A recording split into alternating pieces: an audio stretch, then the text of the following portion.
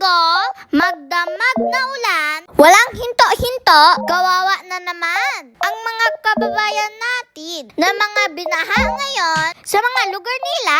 Lord, sana po huminto na ang ulan at mawala na din ang baha. Nakakalungkot po kasi tingnan, yung mga bahay puro tubig at nasira din nang dahil sa baha.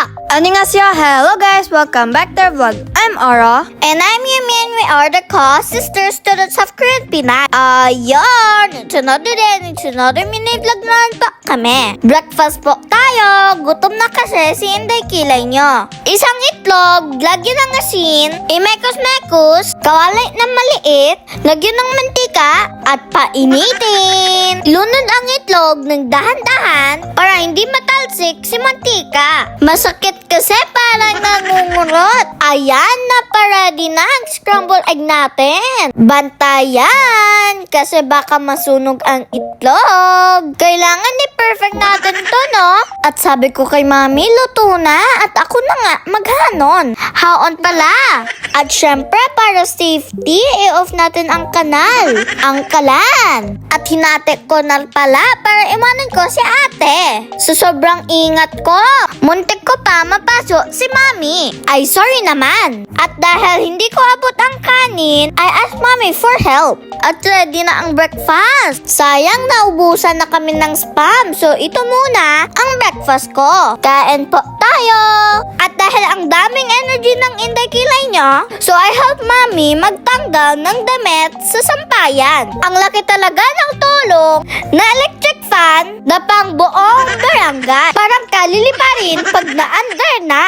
At dahil malakas pa rin ang ulan sa labas, wala muna gala ang mga inday nyo. Puyo-puyo sa taoy, kay lapok sa gawas. Pero nakakasad talaga.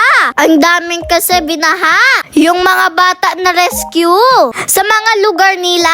Kawawa sila, sana matulungan. Mag-ingat po tayo lahat. At dahil hindi makagala, dito na lang kami mag-skate. Kaso maliit ang area, baka ma-slide kami. At tatamaan daw namin yung sinampay ni Mami. O, diba? Parang may tornado sa loob ng bahay namin. Lakas ba naman ang electric fan namin? Kaya ka talagang liliparin sa sobrang lakas. Kahit number 1 pa nga yan. Kaya matutuyo talaga ang sinampay. Snack time ng mga Inday at nag-order kami ng McDo. At habang kumakain, naglaro kami ng Jack and Boy while nag-Brazilian dance. Pero lugi ako kay Inday, malakas kasi kumain.